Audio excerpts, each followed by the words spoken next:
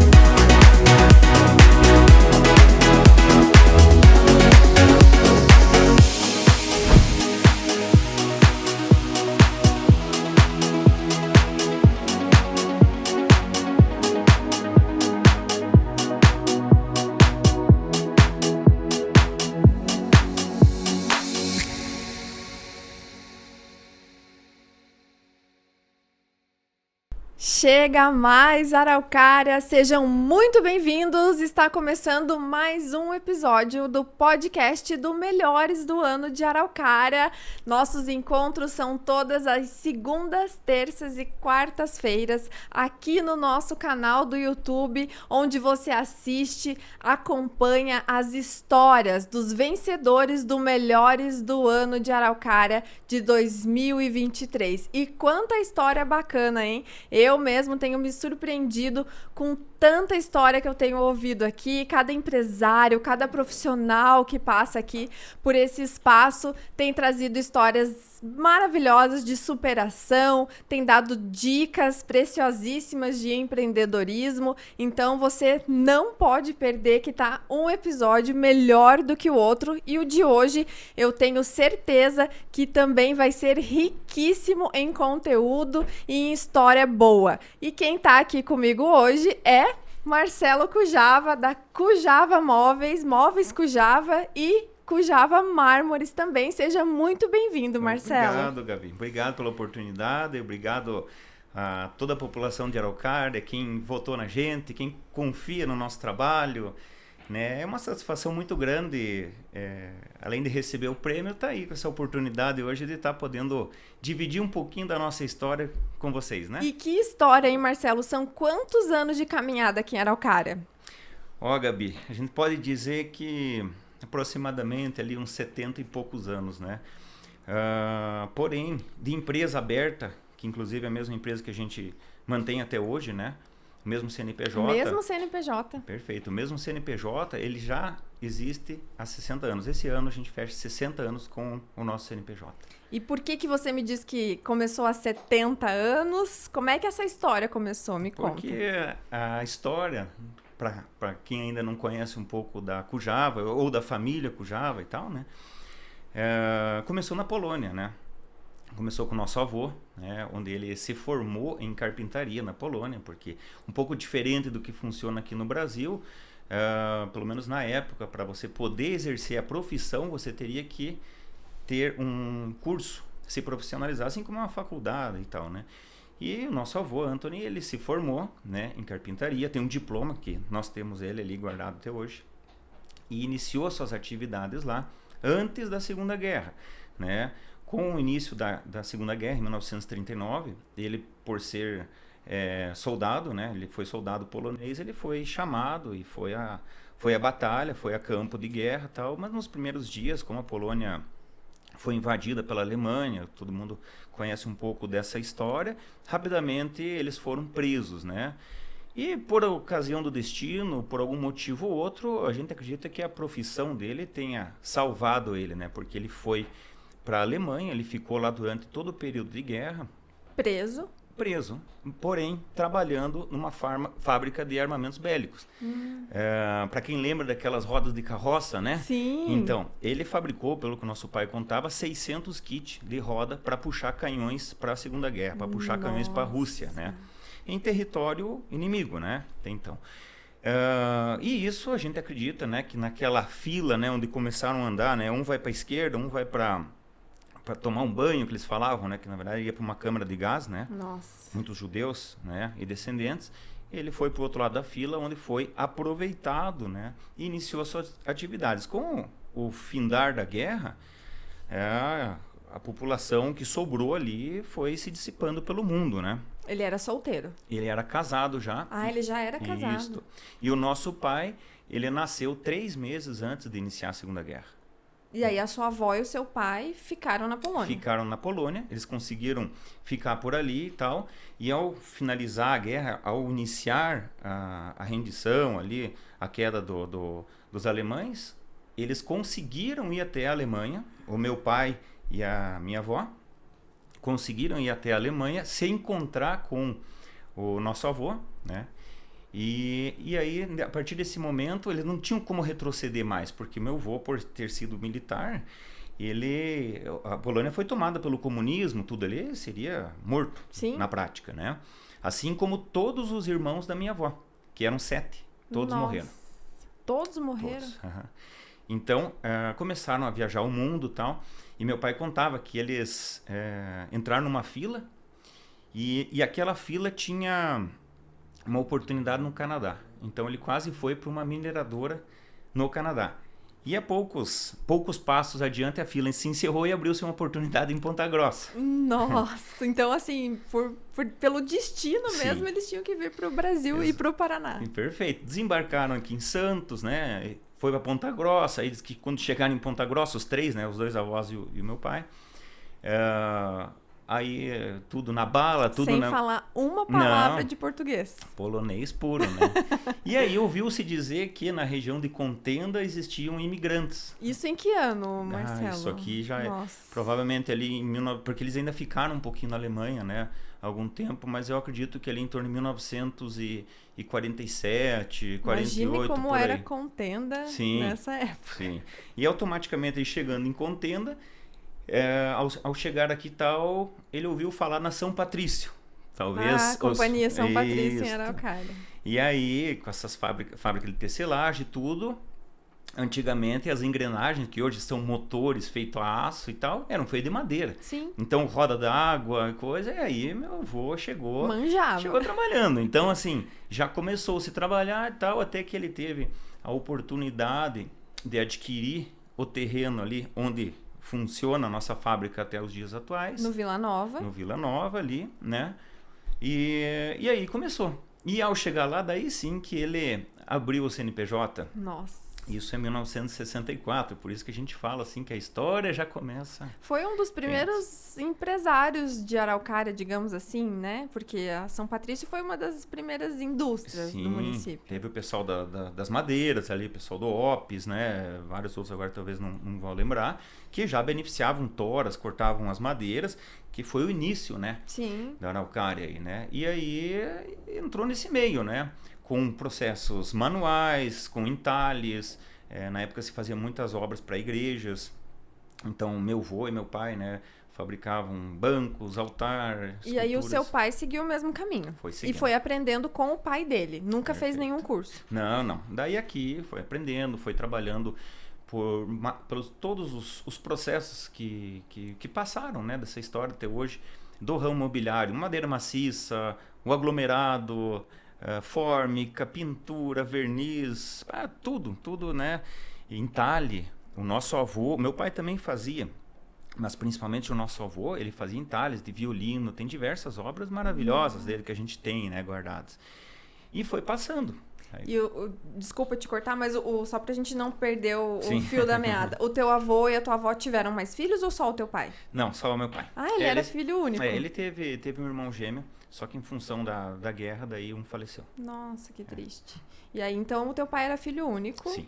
Do casal. Exato. E foi aprendendo ali aquela profissão e seguiu os passos. E seguiu. E aí fundou a Móveis Cujava, já tinha esse nome. Indústria Cujava. Indústria Cujava. Indústria Cujava Limitada. Fundou ela em 1964, né? E assim, foi seguindo, foi trabalhando, atendendo igrejas, atendendo residências, com armários, com tudo que a gente tem hoje nas casas em relação a móveis sob medida. Mas podia se considerar que era uma empresa pequena. Totalmente, porque pai e filho, né? Sim. Pai e filho. Em 1978, nosso avô faleceu, né? E aí meu pai continuou sozinho. Teve momento que teve um funcionário, nós temos registro, tem lá o livro onde teve 2 funcionários durante um período, depois permaneceu com um. Ainda com um maquinário simples. Totalmente manual. Na época era um maquinário, assim, até de certo risco de se trabalhar, mas um maquinário muito, muito simples. Uhum. Algumas pequenas ferramentas vieram da Polônia, que a gente tem ainda até hoje, né? Dá para montar um museu do Móveis Cujava, Com certeza. com a história que vocês têm lá. Com certeza. E aí foi indo, daí primeiro eu sou o filho mais velho, né? Nasci em 82 e tal, aí foi nascendo o Fábio e o Paulo na sequência. E nossos brinquedos era a gente que fazia, né? O que a molecada hoje compra ali na prateleira ali da loja, era a gente que fazia lá um escudo, uma espada, um cavalinho de pau, rolimã, aquela coisa toda. Se criamos nisso, né? Nasceram dentro da empresa, totalmente, então, da fábrica. Totalmente inserido, além de ajudar o pai e tudo, né? E vocês sempre trabalharam ali? Ou vocês saíram para trabalhar em outras empresas? Como que foi isso? Eu tive um período que com 18 anos, que eu saí, fui trabalhar numa metalúrgica, fiquei 4 anos fora, depois fui trabalhar numa revenda de pneus, né? Uhum. Mais 2 anos e tal, mas sempre com aquela vontade, né, de empreender. Aquela vontade de voltar e fazer acontecer, né? Mas eu acho que tudo isso faz parte, né, do amadurecimento da gente. Eu acho, para mim foi muito importante isso, essa passagem. Nesse meio tempo também, que eu trabalhei nessa metalúrgica, também me formei em administração. E eu acredito que a união de tudo isso aí, também com as dificuldades da época que nós tínhamos, né, fez com que eu voltasse, né, junto com meus irmãos ali, que sempre ficaram. Né? Os teus irmãos sempre ficaram. Exato, o Fábio e o Paulo sempre trabalharam ali e tal. E a gente se unisse, né, de uma maneira onde a gente pudesse realmente fazer a coisa crescer. Entendi. Né? Então, quando você voltou, você pode aplicar o conhecimento tanto que você aprendeu na faculdade, quanto você aprendeu também nas outras empresas que você trabalhou, Perfeito. apesar de serem outros ramos, né? Perfeito. Eu trazendo minha experiência, o Fábio trazendo a experiência dele também, uma experiência bastante técnica, né? O Fábio é um cara bem centrado, né? E aí o Paulo também, né, com uma boa experiência operacional, com a equipe também, nós começamos a elaborar um projeto. E como que foi? Porque assim, a gente sabe que as pessoas mais velhas, né, o teu pai era uma pessoa mais velha, mais antiga, nem sempre eles são suscetíveis a mudanças, né, a essa questão da tecnologia, da modernidade. Como que era? Ele aceitava numa boa ou ele era mais cabeça fechada? Foi bem difícil, né? Na verdade, parte de eu também não ter ficado ali com eles e tal, começado já jovem, né? É justamente pelo fato da resistência, né? Uhum. E porque a gente também tinha aquela vontade, né, de fazer diferente tal coisa, então essa resistência ela acabava atrapalhando um pouco. Atrapalhou um pouco, mas como eu disse, eu acho que o destino foi na hora que tinha que ser, né? Exato. E aí a gente começou um projeto novo, onde a gente mirou ali alguns objetivos, tá? Começamos contratando começamos a contratar outro, começamos a estudar processo de movelaria, começamos a viajar, sul do Brasil, com pequenas fábricas, médias fábricas. Fomos também para fora do país também, conhecer um pouco mais de processos mais avançados que o nosso, que logo vem para cá também, né? E aí a gente começou a pontuar algumas coisas, começamos a investir em alguns pequenos equipamentos, em outro, em qualidade, em processo, em rapidez, velocidade, em treinamento, uma série de coisas. E a gente manteve num crescimento bem exponencial, bem interessante, né? Deixou de ser uma empresa pequena e familiar para se tornar uma indústria de verdade. Perfeito. A gente já com 2 anos... Ah, foi muito rápido. Com 2 anos a gente demoliu aquele barracão pequeno, né? Onde nosso pai e o avô tinham construído, porque eles mesmos construíram um barracão, né? Um barracão ali de uns 100 metros quadrados, a gente destruiu ele e fez a nossa estrutura, nosso primeiro barracão ali de 540 metros, né? Entendi. Onde a gente inicialmente fez a nossa primeira loja. Então foi tudo muito rápido, né? E a gente foi ganhando campo, fomos também entrando em algumas obras corporativas. E aí, o que vocês produziam dentro? Porque daí você contou o que teu pai e o teu avô produziam, mas e o que Móveis Cujava produzia quando você entrou na empresa? Quando a gente se uniu, vamos falar assim, né? A gente entrou na linha do MDF. Entendi.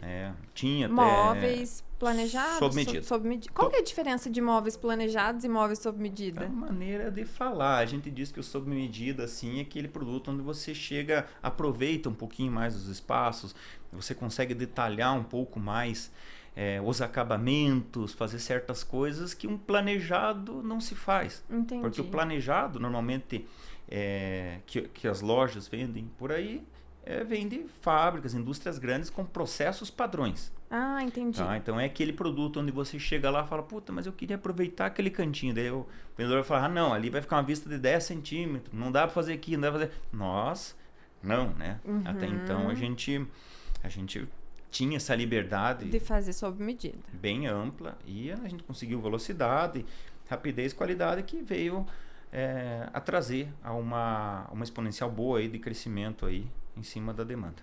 Tá.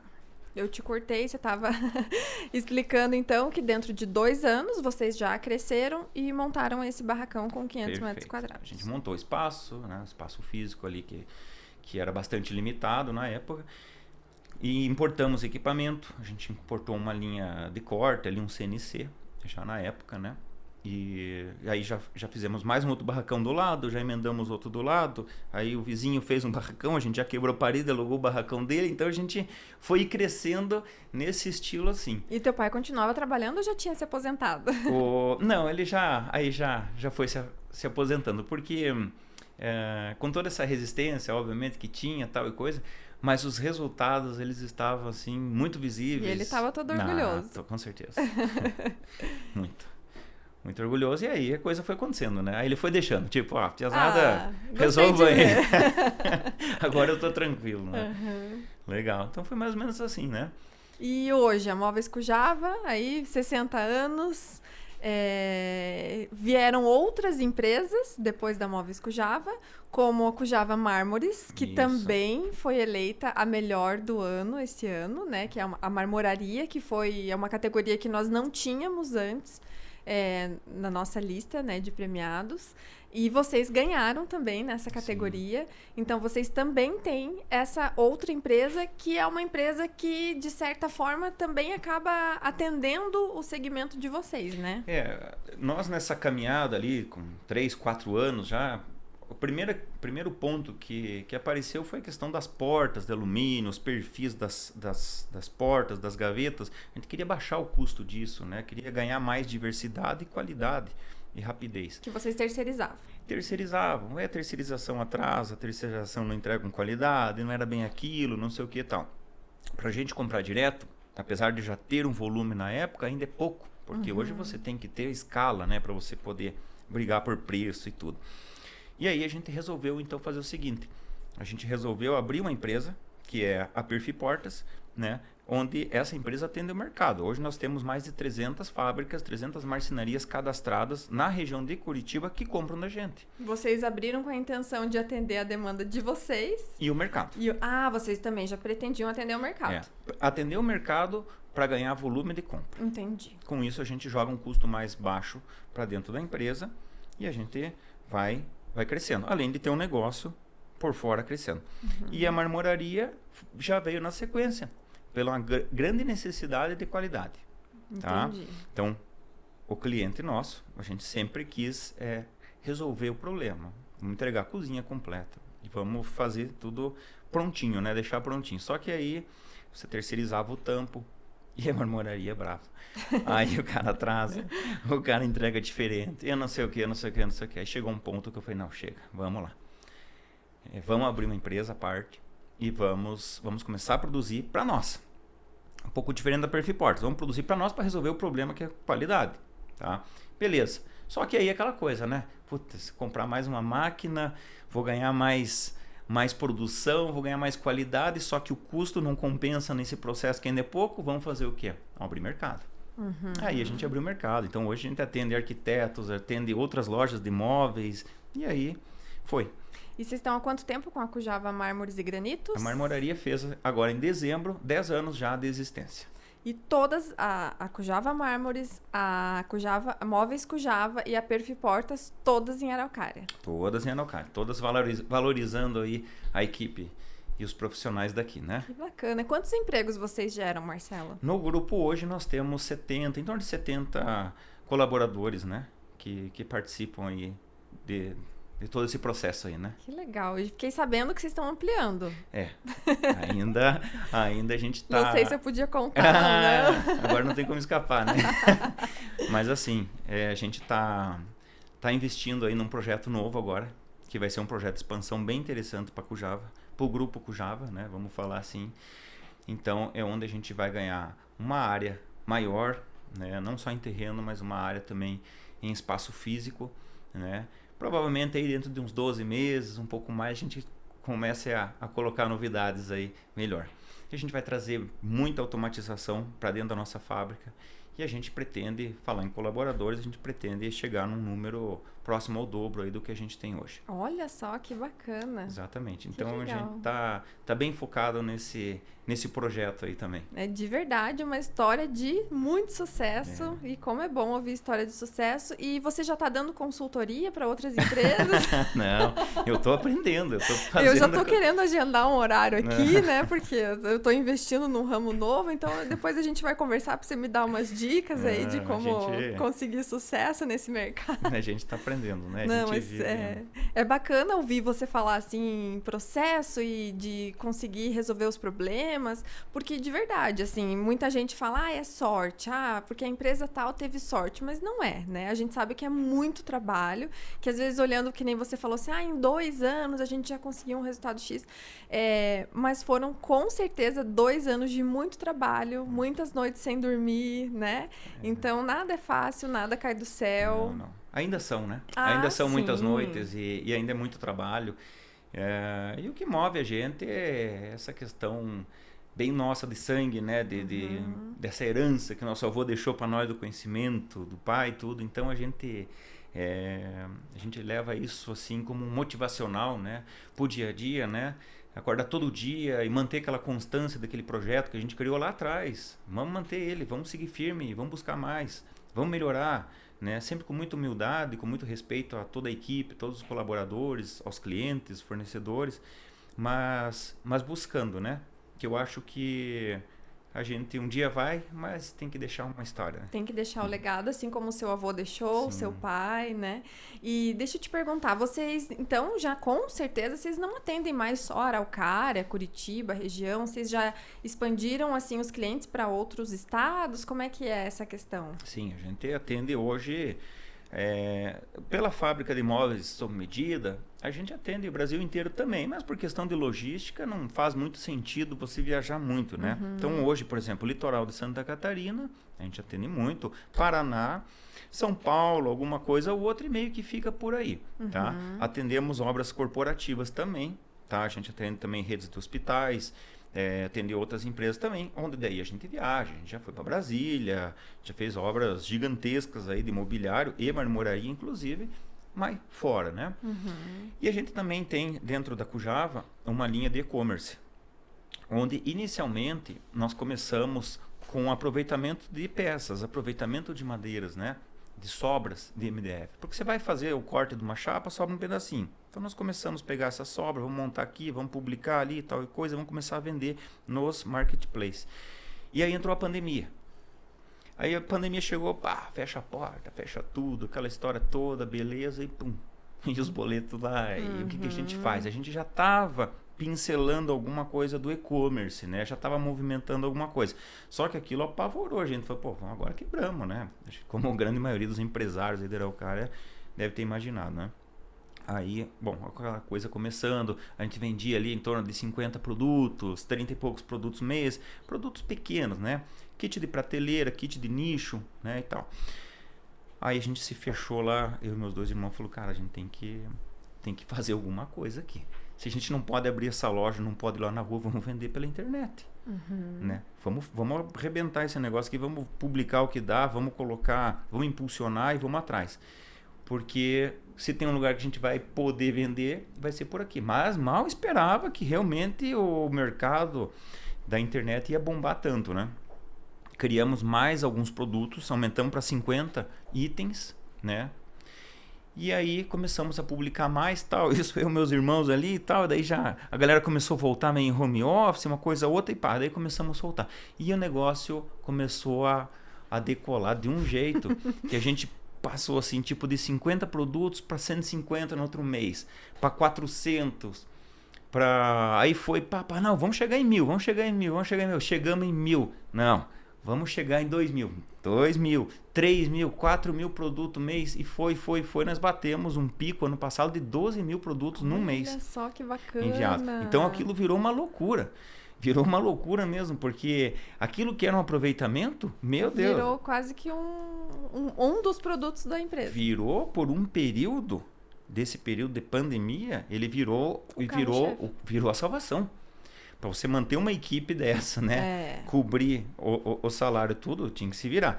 Então a gente conseguiu manter bem, foi criado, inclusive, comprado máquinas próprias para isso, onde hoje a gente corta até 5 chapas de uma vez só, para ganhar produção, né? Então imagina, o que era de aproveitamento, hoje se corta assim e tal, e a coisa decolou e foi assim uma loucura, né? Aí, de ano passado para cá, deu uma acalmada um pouco ali a questão do e-commerce, mas o sob medida também, os nossos móveis só estão bombando aí.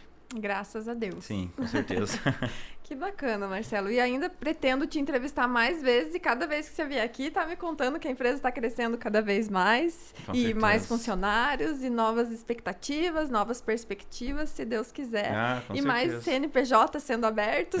Sim, com certeza. E você, Gabi, faz parte da história, né? Porque é desde lá de trás, sempre desde acompanhando. Lá de trás. A gente fazendo uma matéria e publicando no jornal, Verdade. né? Então, uma vez acho que a gente fez até uma revista, não lembro quantos anos eram. Teve também revista, teve 40. O guia lá, né? Você lembra do guia? O guia, então, verdade. Tudo isso faz parte, né? Faz parte. A gente tem, a gente produz, a gente faz o que faz no coletivo, né?